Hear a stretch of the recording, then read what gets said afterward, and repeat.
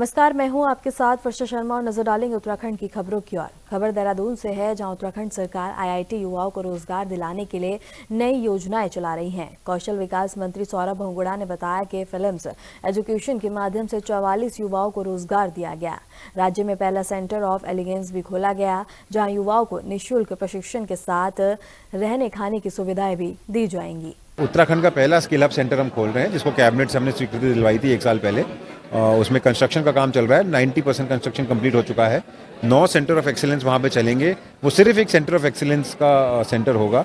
9 centre of excellence बड़ी company के साथ हमने टाइप किए हैं। वहाँ पे हॉस्टल फैसिलिटी है फ्री ऑफ कॉस्ट। उत्तराखंड का कोई भी बच्चा हो या बच्ची उन सेंटर ऑफ एक्सीलेंस में ट्रेनिंग करने के लिए वहाँ पर आ सकते हैं, फ्री में रहेंगे। खबर उत्तराखंड के रुद्रपुर से है, जहां एक वायरल ऑडियो की जांच की मांग को लेकर पूर्व विधायक राजकुमार ठकुराल कोतवाली पहुंचे और कोतवाल मनोज रतूड़ी को तहरीर सौंपी। ठकुराल ने आरोप लगाया कि ऑडियो उनकी छवि खराब करने के लिए तरीके से तैयार की गई है। उन्होंने बताया कि 4 साल पहले उनके कार्यालय में बिना अनुमति वार्तालाप रिकॉर्ड कर इसे एआई तकनीक से तोड़ मरोड़ कर वायरल किया गया। ठकुराल ने राजनीतिक साजिश का आरोप लगाते हुए दोषियों पर कार्रवाई की मांग की है। मैं तो जिसने 4.25 साल पहले मेरी ऑडियो बनाई, मेरी आवाज का नमूना लिया और उस आवाज को उसने बेचा नेता को, और नेता ने कूट रचना करके एआई की टेक्निक के द्वारा उसके द्वारा मुझे घेरने का प्रयास किया गया और उसको वायरल किया। जिन लोगों ने वायरल किया वो भी दोषी हैं, जिसने बनाई वो भी दोषी है, और जिसने कूट रचना की, एआई का दुरुपयोग किया। वास्तव में आज नेताओं के साथ बहुत मखौल हो रहा है। हजारों नेता एआई की चपेट में, आर्टिफिशियली इंटेलिजेंसी, और इसकी चपेट में आए नेताओं ने भारत सरकार से निवेदन किया। 150 सांसदों ने हिंदुस्तान के लोकसभा अध्यक्ष जी को पार्लियामेंट में लिख के दिया। तो सरकार की ओर से परसों अश्वनी वैष्णव, जो भारत सरकार के मंत्री हैं, उनके द्वारा यह वक्तव्य दिया गया सरकार की ओर से, केंद्र सरकार की ओर से। कई नेता इसकी चपेट में है और मैं चाहता हूं एआई से सबको मुक्त कराया जाए। ये तो घिनौना पाप है, कोई भी फंस जाएगा। उधर डीप फेक के माध्यम से किसी की भी वीडियो बनाकर आप उसकी गंदी पिक्चरें बना सकते हैं। ये कब तक चलेगा? खबर चमोली से है, जहां गोपेश्वर न्याय भवन में आयोजित राष्ट्रीय लोक दल में 309 वादों का आपसी सुलह से निस्तारण किया गया, जबकि 2 करोड़ 80 लाख से अधिक की वसूली की गई।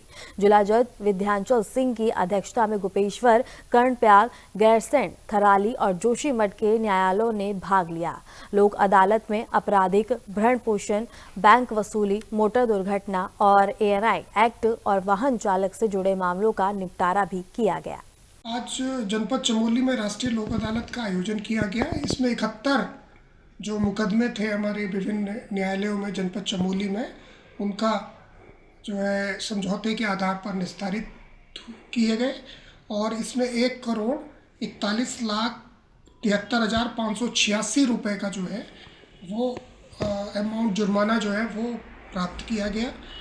प्री लिटिगेशन के जो 238 मामले जो है निस्तारित हुए और इसमें 1 करोड़ 38 लाख 1 करोड़ 38 लाख रुपए जो है निस्तारित किए गए, उसमें जुर्माना अदा किया गया। खबर देहरादून से है, जहां सरकार ने जिला पंचायत और ग्राम पंचायत में प्रशासनों की नियुक्ति की गई। जिला पंचायत में अध्यक्ष और ग्राम पंचायत में प्रधान को प्रशासक बनाया गया। कांग्रेस ने इस पर आपत्ति जताई और मुख्य प्रवक्ता गरिमा दसौनी ने सरकार पर दोहरा मापदंड अपनाने का आरोप लगाते हुए पूछा कि जब पंचायतों में जनप्रतिनिधियों को प्रशासक बनाया गया तो निकायों में मेयर और अध्यक्षों को क्यों नहीं? सवाल है, कोई गलत बात नहीं है। वो अपने हक मांग रहे हैं, अपना अधिकार मांग रहे हैं। आखिर क्या सोचकर आपने जिला पंचायत अध्यक्षों को प्रशासकों के पद पर बैठाया, और जिस दिन आपने शायद बैठाया होगा आपको खुद भान नहीं होगा इस बात का कि रायता फैलते फैलते इतना फैल जाएगा। एक तरफ ग्राम प्रधान जो है विरोध करने लगे, दूसरी तरफ ब्लॉक प्रमुख कहने लगे कि हमें भी बनाओ, और अब जब आपने ग्राम प्रधानों को और ब्लॉक प्रमुखों को भी बना दिया, कांग्रेस पार्टी ने भी मुखरता से इस बात का विरोध किया था कि ये अन्याय नहीं चलेगा। खबर नैनीताल से है, जहां हाईकोर्ट में राष्ट्रीय लोक अदालत का आयोजन हाईकोर्ट लीगल सर्विस कमेटी द्वारा किया गया, जिसमें पारिवारिक, आपराधिक, संपत्ति विवाद, वैवाहिक और श्रम कानून से जुड़े मामलों का निस्तारण किया गया।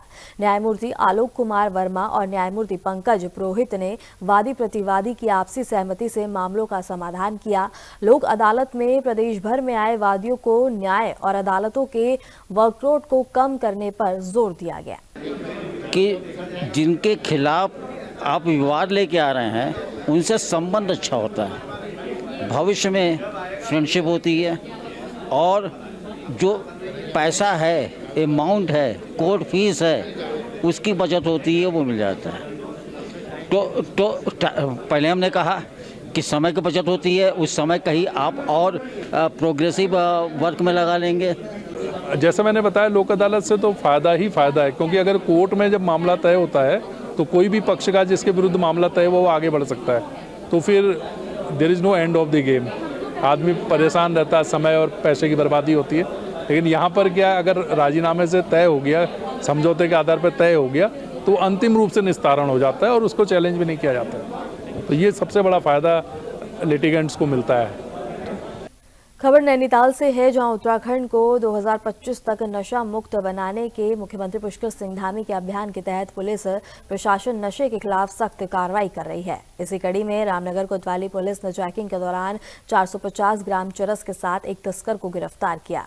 वरिष्ठ उप निरीक्षक मोहम्मद युसैन ने बताया कि आरोपी जितेंद्र सिंह और निवासी ग्राम तल्ला सल्ट जिला अल्मोड़ा के खिलाफ संबंधित धाराओं में मुकदमा दर्ज कर उसे कोर्ट में पेश किया गया है। कल दौरान चेकिंग एक जितेंद्र बोरा पुत्र गोपाल बोरा निवासी सल्ट अल्मोड़ा नामक व्यक्ति को 450 ग्राम चरस के साथ गिरफ्तार किया गया है और उसको गिरफ्तार कर माननीय न्यायालय पेश किया जा रहा है। खबर रामनगर से है, जहां पुलिस ने देहरादून निवासी सतीश कुमार अग्रवाल की शिकायत पर 3 लोगों के खिलाफ धारा 420 के तहत मामला दर्ज किया। सतीश ने आरोप लगाया कि रामनगर के नरसिंहपुर एड़ा गांव में 14 एकड़ जमीन अपनी बताकर आरोपी ने पैसे ठग लिए। आरोपी ने प्रॉपर्टी डीलर हरेंद्र नेगी और सरवजीत और आलोक गोसाई शामिल हैं। पुलिस ने शिकायत पर कार्रवाई करते हुए मामला दर्ज कर जांच शुरू कर दी है। देहरादून निवासी सतीश अग्रवाल जी ने एक एप्लीकेशन दी है, जिसमें उनके द्वारा बताया गया है कि नरसिंहपुर हमारे क्षेत्र में पड़ता है, उसमें 14 एकड़ जमीन को दिखाकर अपनी बताकर 3 अभियुक्तों ने जो है उनसे 1,50,00,000 रुपए लगभग ले लिए हैं। उस संबंध में हमने धारा 420 में मुकदमा दर्ज किया है। मामला पुराना है और 3 अभियुक्त इसमें बनाए हैं। 3 अभियुक्त हैं इसमें, हरिंदर है, सरजीत है और आलोक है। ये तीनों रामनगर क्षेत्र के रहने वाले हैं। खबर उत्तरकाशी से है, जहां शीतकालीन यात्रा को ध्यान में रखते हुए गंगोत्री धाम में व्यवस्थाएं दुरुस्त की जा रही हैं। हिमपात और पाले से प्रभावित सड़कों को खोला रखने के लिए मशीनरी और संसाधन तैनात किए गए। वर्तमान में गंगोत्री धाम का तापमान 0 है, जहां 60 साधु संत तपस्या में लीन है और मंदिर समिति के 12 सदस्य मां गंगा की सेवा में लगे हैं। धाम की सुरक्षा के लिए पुलिस प्रशासन के 20 जवान तैनात हैं और सीसीटीवी कैमरों से निगरानी की जा रही है। समिति के पूर्व अध्यक्ष ने बताया कि साधु संतों के खाने पीने की व्यवस्था पर विशेष ध्यान दिया गया है। इसके साथ ही जिलाधिकारी डॉक्टर मेहरबान सिंह भिष्ट के निर्देश हैं कि हिमपात से बंद सड़कों को तुरंत खोला जाए और पाले वाले क्षेत्रों में नमक चूना डालकर यातायात सुचारू किया जाए। शीतकाल में लगभग 50 से 60 साधु अपनी ध्यानरत हैं और लगातार मां गंगा जी की सेवा में लगे हैं और मंदिर समिति की ओर से भी यहाँ पर 8 से 10 लोग सुरक्षा की व्यवस्था में लगे रहते हैं। पुलिस प्रशासन की ओर से भी यहाँ पर 15 से 20 लोग सुरक्षा व्यवस्था में रहते हैं। तमाम लोग और मंदिर समिति भी और तमाम पुरोहित लोग भी बार बार यहाँ पर आकर के व्यवस्थाओं का जायजा लेते रहते हैं। किसी प्रकार की कोई असुविधा न हो और धाम की सुरक्षा व्यवस्था बनी रहे, इसको लेकर के जो है मंदिर समिति भी बराबर जो है निगरानी करती है। यहाँ पर सुरक्षा की दृष्टि से सीसीटीवी कैमरे भी लगे हैं ताकि कौन आ रहा कौन जा रहा है, इन तमाम व्यवस्थाओं को लेकर के जो है व्यवस्थाएं चाक चौबंद है। यहाँ पर शीतकाल में किसी कोई परेशानी नहीं होती है। सारे राशन से लेकर सब व्यवस्थाएं उपलब्ध रहती है और जब अत्यधिक बर्फबारी हो जाती है तब जाकर के यहाँ पर आना जाना थोड़ा कठिन हो जाता है। लेकिन खबर उत्तराखंड के अल्मोड़ा से है, जहां वन विभाग और पुलिस की संयुक्त कार्रवाई में 2 लाख रुपए मूल्य का 152 टिन अवैध लीसा बरामद हुआ। मुखबिर की सूचना पर रानीखेत रामनगर मार्ग पर चेकिंग के दौरान आयशा ट्रक को रोकने का प्रयास किया गया, लेकिन चालक ने भागने की कोशिश की। वन विभाग ने तुरंत पुलिस को अलर्ट किया और अल्मोड़ा मार्ग पर ट्रक को रोककर चेकिंग की, जिसमें अवैध लीसा बरामद हुआ। रेंज अधिकारी तापस मिश्रा ने बताया कि भारतीय वन अधिनियम के तहत दोषियों पर सख्त कार्रवाई होगी। मैं बताना चाहूँगा कि मुखबिर खास की सूचना पे हमें ऐसा बताया गया था कि लीसे का अवैध अभियान जो है रानीखेत वन क्षेत्र के माध्यम से किया जा रहा है। यहाँ से कोई गाड़ी लीसे का अवैध अभियान करते हुए गुजरेगी, तो जिसकी सूचना मिलने पर हमने अपनी रात की गश्त को और बढ़ा दिया, चेकिंग अभियान बढ़ाए।